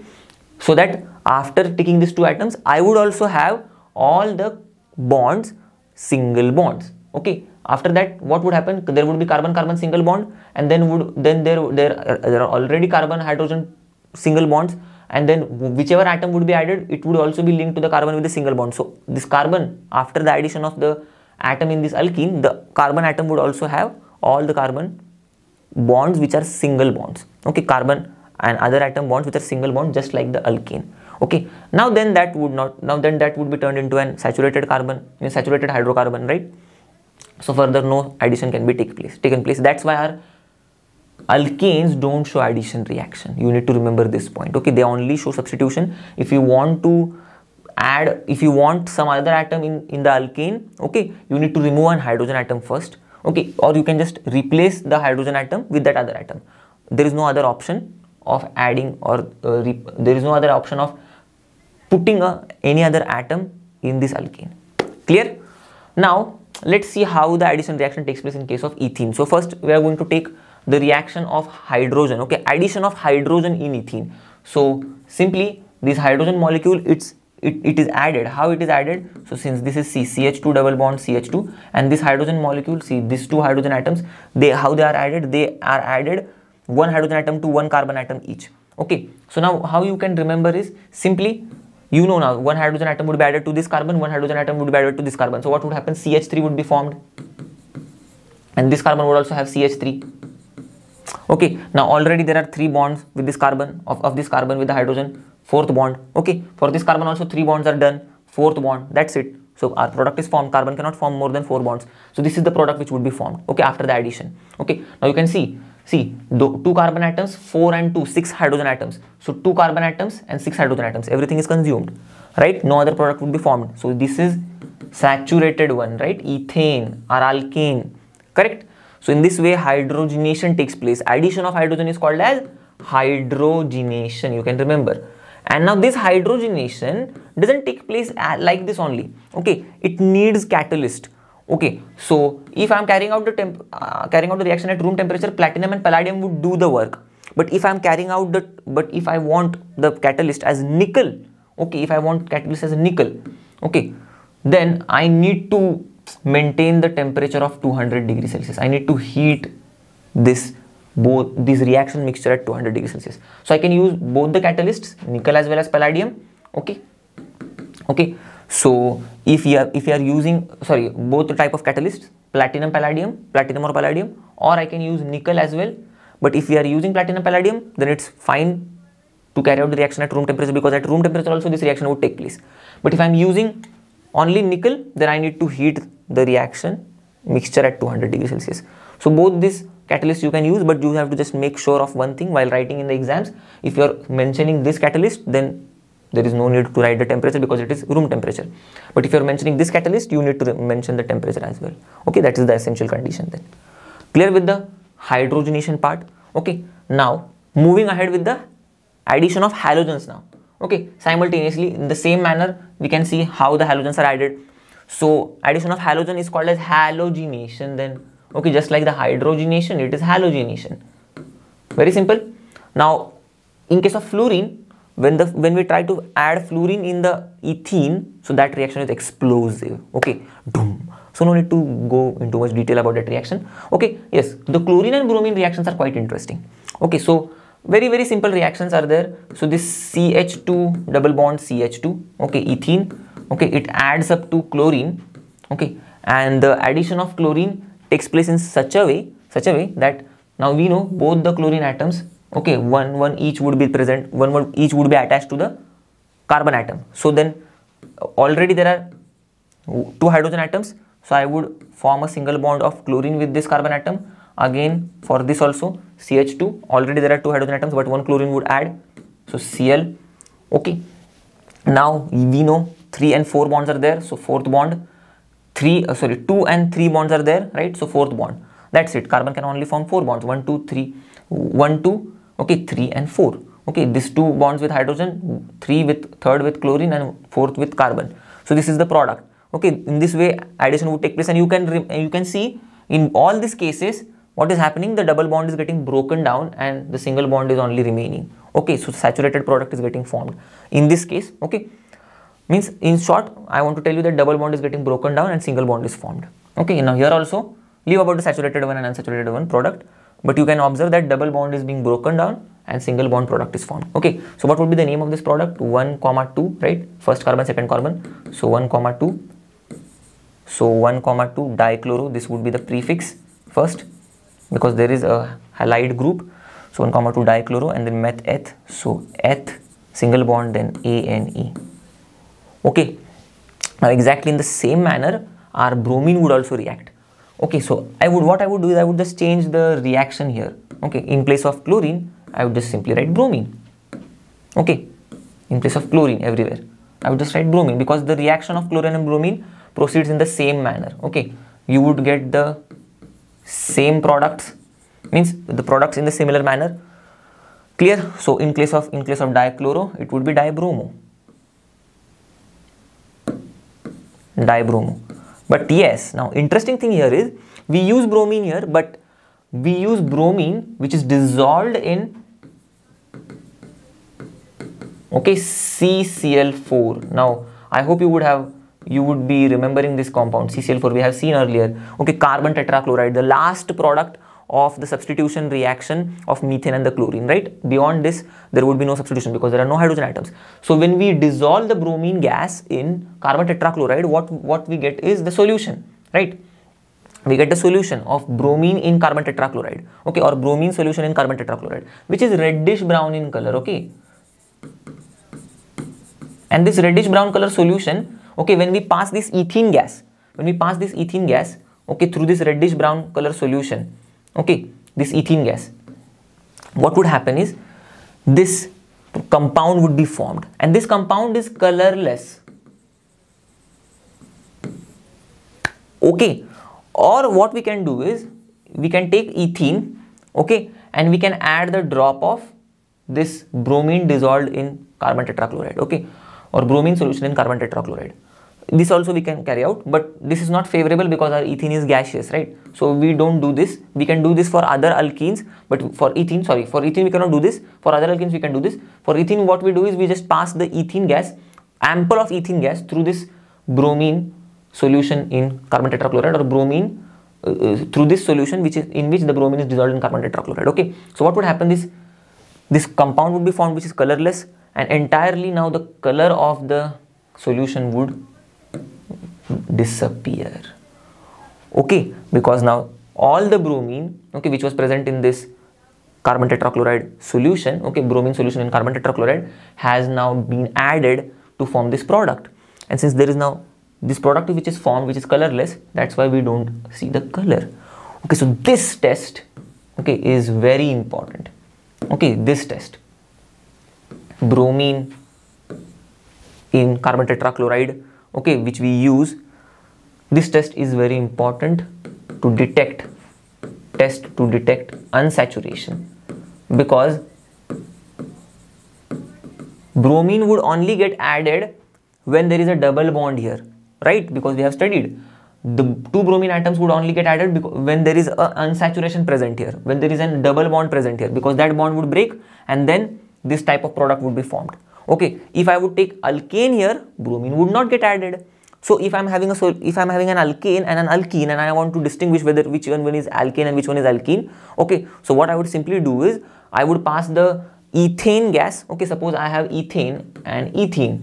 Okay, so what I would do is I would pass the ethane gas. Now we know ethene is also gaseous, so I would pass ethane gas through this reddish brown solution, but it won't change the color because all the bromine atoms would remain as it is. Okay, because those bromine atoms cannot get added into the ethane, since all the carbon bonds, okay, with the hydrogen and with the carbon are single bonds, so no addition would take place. But in case of ethene, the addition would take place, this colorless compound would be formed, and the color of the reddish brown color would disappear. Okay, in case of ethene, it won't disappear in case of ethane. So this is the distinguishing test for the unsaturation.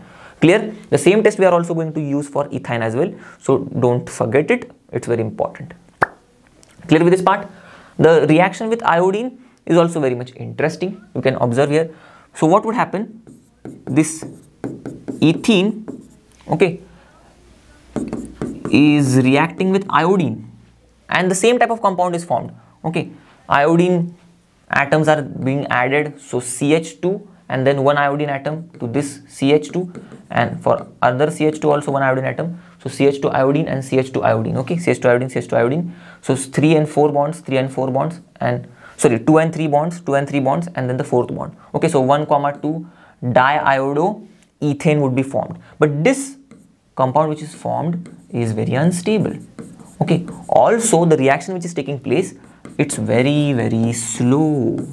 Okay, so now the main part here is the instability of this compound, and what happens is, because since it is unstable, it again gives back, okay, it just gives back again ethene, iodine and ethene. Okay, so we get back again the reactants of this reaction, see, iodine and ethene. Clear? So this was all about the reactions of halogens, okay, addition reactions of halogens with the ethene. Okay friends, now let's move to the alkynes. Okay, so very simple, very small topics are there in your syllabus, so only that topics must be covered for your examination purpose as well. Okay, because that only you need to study, okay, as per your syllabus. So in alkynes as well, now let's start with the general formula. We all know CnH2n, and then we again -2 from that H2n. Okay, so that's very interesting part. So this is the general formula. Then for ethyne, the common name of ethyne is acetylene. Okay, so ethyne is the first member of alkyne which we are going to study, and common name is acetylene, so we can also call it as acetylene. We are going to see the preparation of ethyne. So first is from calcium carbide we are going to prepare it. So calcium carbide's formula is this, CaC2. Okay, calcium carbide. So what we were going to do is we are going to take calcium carbide, Then we are going to make it react with water, okay, and we get calcium hydroxide, okay, calcium hydroxide. But along with calcium hydroxide, we get a gas, which is this C2H2, and it is called as ethyne. Okay, so if you just put 2 here, you can get the ethyne's molecular formula. So C2 and then H2 to H here 2n minus 2, so 2 to the 4, okay, 4 minus 2 is 2, so H2, so this is ethyne, so C2H2 ethyne, right? This gas we can obtain. Clear? Very simple reaction. You can just balance in this reaction and then your job is done. Another method is from 1, 2 dibromoethane. Okay, so 1, 2 dibromoethane, or we can call it as ethylene dibromide as well.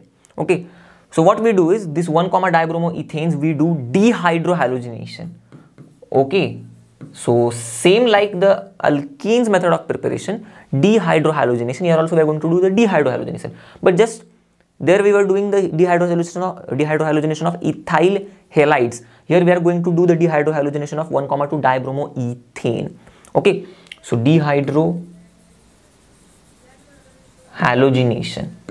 Okay, so the meaning is same, removing hydrogen, dehydro, and then also halogen. Okay, so removing halogen as well. So dehydro and halogenation. Clear? So now let's take the 1, 2 dibromoethane. So we have to simply write the reactant. Okay, so ethane. So ethane means 2 carbons. So 1, 2, 1, 2 dibromo. So on first carbon and on second carbon. Okay, there are 2 bromine atoms. Okay, so 1, 2 dibromo is done. Eth is done. Ane. So simply single bond. So now let's satisfy the valencies. Remaining valencies. So 1, 2, 3, 4. 1, 2, 3, 4 bonds. Remaining valencies with hydrogen. So this is 1, 2 dibromoethane, and we are going to boil this. Okay, we are going to boil. Okay, at 200 degrees Celsius. So we are going to boil this with potassium hydroxide. Now here only we are going to take alcoholic potassium hydroxide, nothing much. Okay, so boiling of this 1, 2 dibromoethane with alcoholic potassium hydroxide. Okay, at 200 degrees Celsius, what it would give us? Here again you need to remember, hydrogen and halogens are going out and we are getting ethyne. So ethyne is like this, CH triple bond CH. So there is now single bond between the carbon atoms. It should become triple bond. How it would become? Okay, let's see. Okay, I will tell you. So I am just removing these 2 hydrogen atoms and I am just showing these 2 hydrogen atoms in this way. Okay, the method is exactly the same. What would happen is simply I am just showing it here above. Okay, so again it's CH2, okay, and then this is also CH2. So I have written the same thing, but I have just shown the hydrogen with the single bonds, carbon hydrogen bond more clearly. Now see here, these 2 hydrogen atoms would get removed and 2 bromine atoms are going to be removed. Okay, and then here one bond and another bond is going to be formed. Okay, because now carbon, here this carbon would be short of its 2 bonds then. Clear?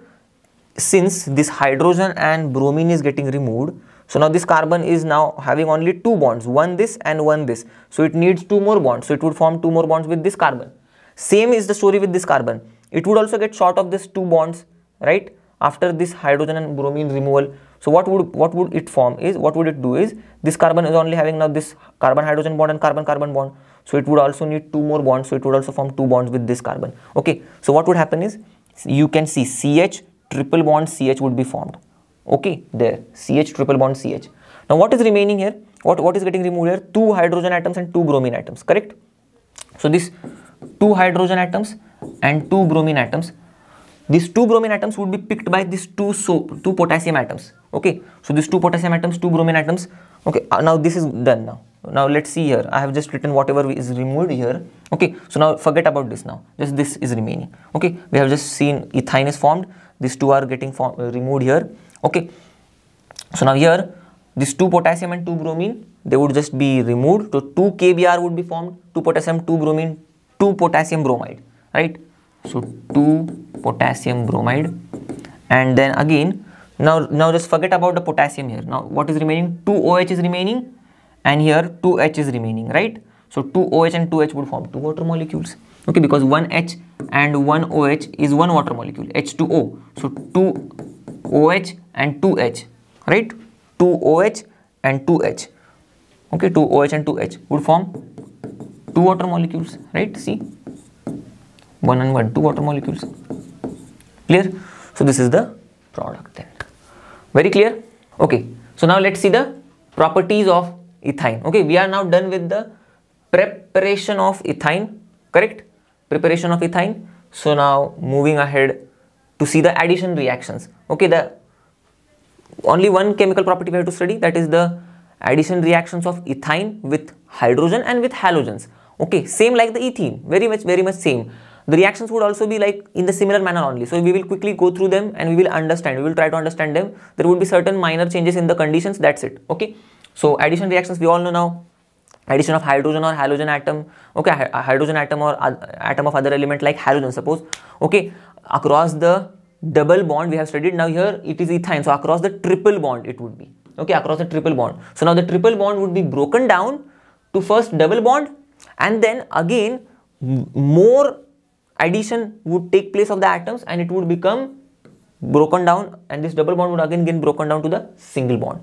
Further, after single bond we know there would be no addition. We have studied earlier. Okay, we know the logic. Clear? So because here the single bond carbon-carbon, after carbon-carbon single bond becomes all the other carbon and the other atom bonds are also single bonds. So now no more addition can take place, then substitution can take place. Okay, but no more addition can take place now. Okay, because for addition we need either carbon-carbon double bond or now carbon-carbon triple bond also would be added in our list. Okay, because for addition, the addition is taking place across the bonds by breaking of the bonds. Okay, so double bond would break into single bond. Now here triple bond would first break into double bond and then double bond would break into single bond. Clear? So this you have to just remember and all the reactions would be easy for you. So hydrogen, addition of hydrogen, hydrogenation, we know the same name. Here the reaction would also be very much similar. I would take ethyne here, CH triple bond CH. Okay, hydrogen is being added. You can take catalyst as platinum, palladium, nickel.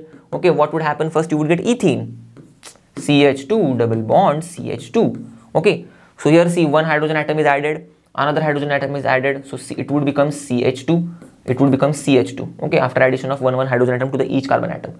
Okay, so CH2 and CH2. Okay, now there are two bonds which are formed with hydrogen, two bonds which formed with hydrogen. Okay, of both the carbon atoms, so they would form two bonds with each other as well. So CH2 double bond CH2. Clear? Now this CH2 double bond CH2, again hydrogenation when takes place in place of platinum, palladium or nickel. Okay, catalyst. And then what would happen? This CH2 would now, the one hydrogen atom would be added to this, so it would become CH3. Another hydrogen atom would be added to this, so it would become CH3. Okay, just like the same thing. Here one hydrogen atom added to the CH, so it becomes CH2. Correct? Here CH2. Other hydrogen atom added to this, so it becomes CH2. So this is CH2. Okay. So after addition of these two, now here they become CH2 CH2, right? CH2 CH2. Now what would happen is, now two bonds, so only two more bonds required to be formed. Here now three bonds are formed between the carbon hydrogen atoms, so only one more is required. So we would get ethane lastly. See, carbon-carbon single bond product. Clear? Very simple hydrogenation. Now moving on to the halogenation.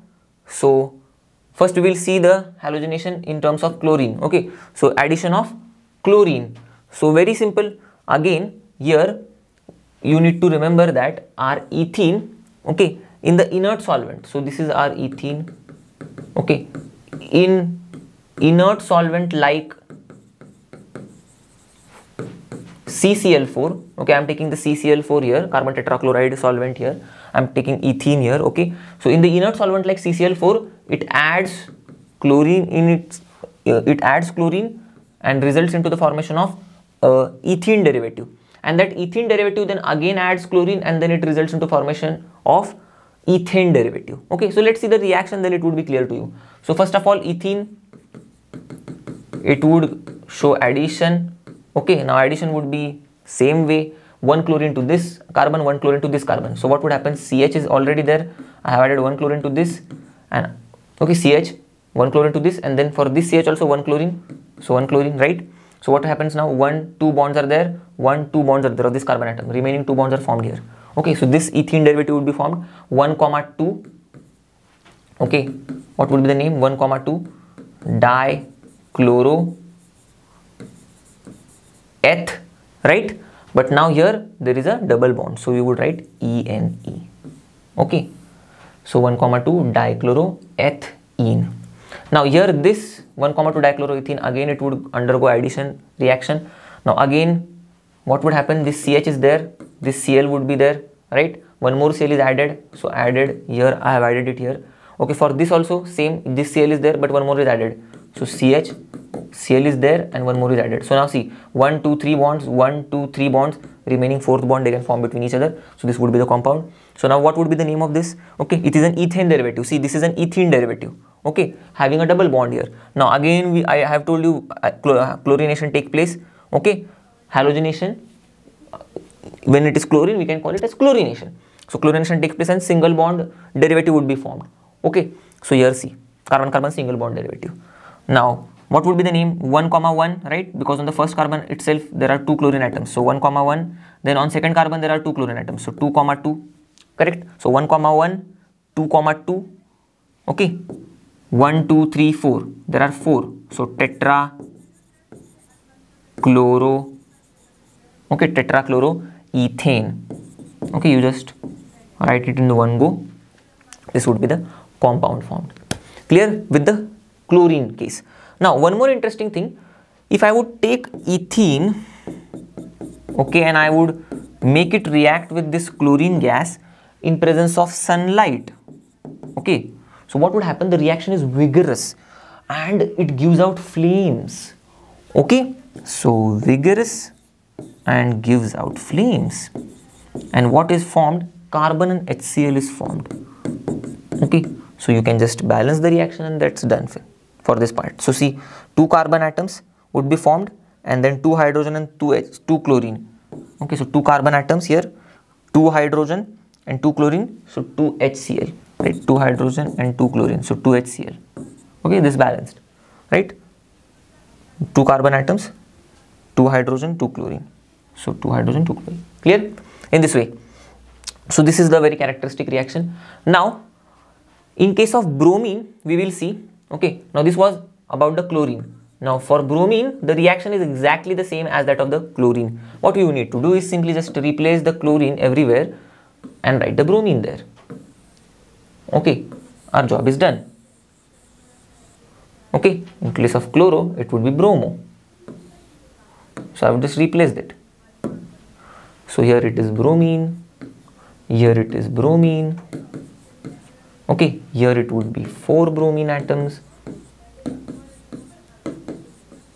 and here it would be tetrabromo, here it would be dibromo. But again, what change here it is, here we are using bromine in CCl4. Okay, bromine, okay, here see, here I left here this chlorine, this is bromine. So bromine in CCl4. And the same thing would happen. I would have this bromine solution in CCl4 which is having reddish brown color. Okay, but I would pass. Okay, I would pass. Suppose I'm having a inlet here in this flask. Okay, suppose this is a flask. So I would pass bromine. Okay, let's draw it a bit nicely. Suppose I'm having this flask. Okay, and I'm having an opening here. I'm allowing the ethyne gas to pass through this. Okay, and there is entirely the solution is Br2 dissolved in CCl4. Okay, so what would happen is after passing this into the flask, or you can arrange any other way so that our ethyne is passed through the Br2 in CCl4 solution. Okay, bromine solution in CCl4. The reddish brown color would disappear, right? Why? Because we know that bromine would get added to form these addition products, correct? And these addition products are colorless. Okay, all these addition products are colorless. So once the bromine is consumed, okay, and colorless compounds are formed, so the color would be colorless then. Correct? Very simple, the same logic as that of the ethene. Clear with this part? Okay, nothing to remember in this way. Okay, bromine doesn't show this type of reaction. This is exclusively for chlorine. Okay, just don't get confused. Okay, this was all about the bromine. Okay, this was all about the bromine's case. Okay, bromine doesn't show this type of reaction. Clear? Now moving to the iodine one. Iodine's reaction is very easy. Okay, very much easy. Same like that of the chlorine only, but yes, there is one change here. Okay, so iodine, what it does, it only forms ethene derivative, only the carbon-carbon double bond derivative. Okay, so CH double bond CH, and here there would be an iodine, here iodine. So 1, 2, 3, 4. So 1, 2, 3, 4. Okay, this would be formed. 1, 2 diiodoethene would be formed. The next derivative, ethene derivative, would not be formed. One more thing, a very interesting thing is this entire reaction, okay, of ethyne with iodine, okay, forming this derivative, okay, it takes place in the presence of alcohol.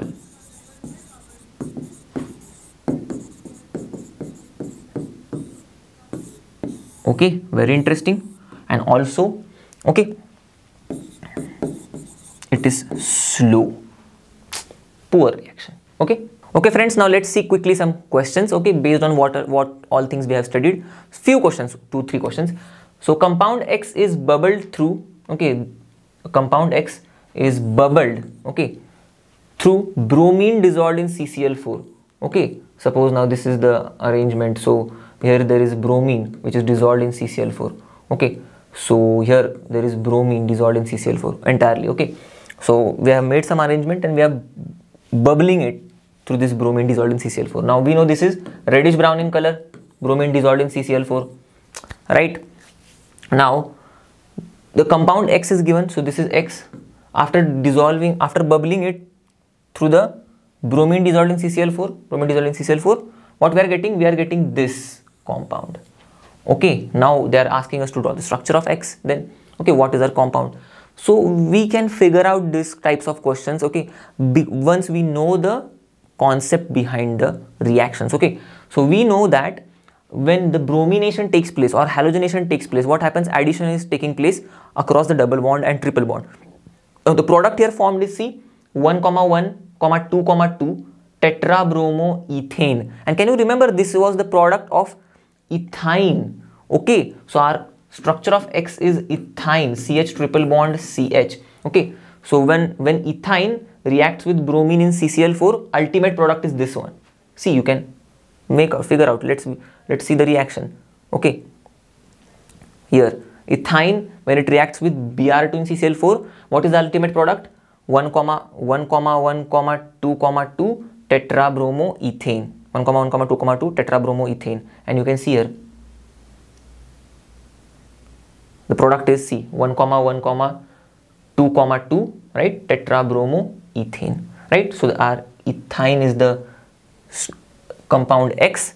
Okay, so structure of ethyne is CH triple bond CH simply. And state your observation. Observation would be, since the bromine is getting added into the ethyne, right, and we are passing excess of ethyne through it, so that all the bromine is getting consumed. So what would happen? The addition products are getting formed. So this addition product is getting formed lastly, and this is colorless. So since it is colorless, okay, and all the bromine is consumed, so the reddish brown color would disappear simply.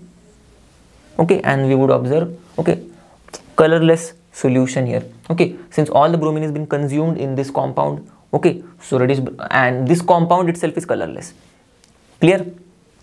So we would observe colorless solution, as simple as that. Next is give balanced equation when ethene reacts with chlorine gas. Now we have also seen this type of this reaction. Okay, you can go back in the video and you can observe. See, ethene reacts with chlorine gas. So you can see in the properties of ethene, here it is reacting with chlorine. So here ethene, okay, here I have written bromine, so simply I can just write here chlorine. Okay, and what would be the product formed? CH2 CH2. Okay, in place of bromine it would be just chlorine.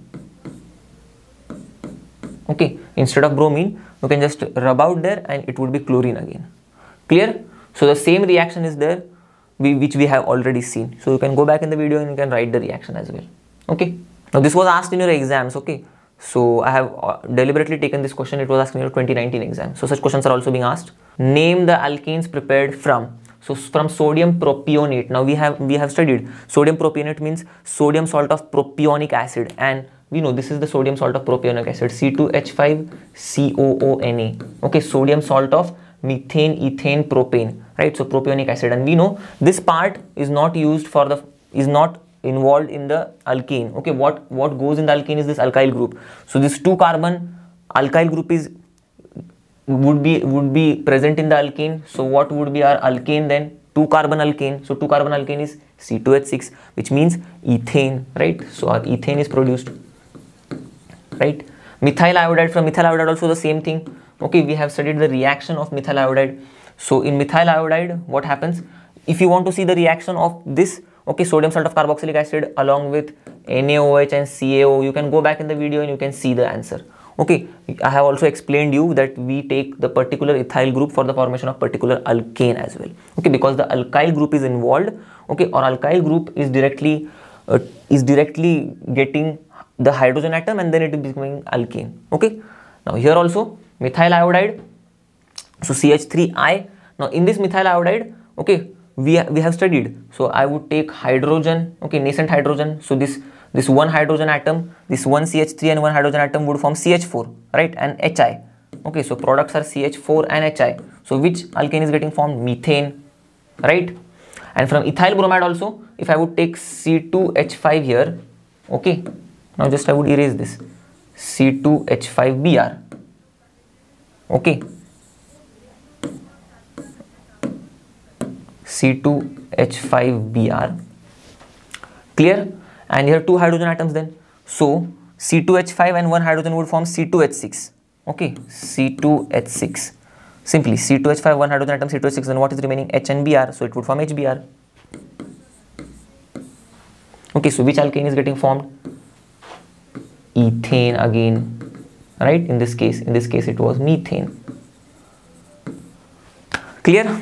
So friends, with this we have reached the end of this video, and I hope you would have enjoyed learning with me. You would have understood the concepts. So far we have learned about alkenes and alkynes, right? But please do let me know this thing in the comment section. Please do practice all these reactions, okay, because it's very much important. Okay, the ease with which I am writing the reaction, you would also get that ease once you practice the reactions. Okay, otherwise it would be difficult for you to write the reactions and understand the reactions as well. So and as you all know, LearnoHub matlab free hai par best hai. So with this we have reached the end of the syllabus. We have completed your entire syllabus of ICSE chemistry with this video, okay, being the last one of your syllabus. So all the best for your exams, all the best for your preparation, and we are always with you. So thank you, keep studying, and have a great day.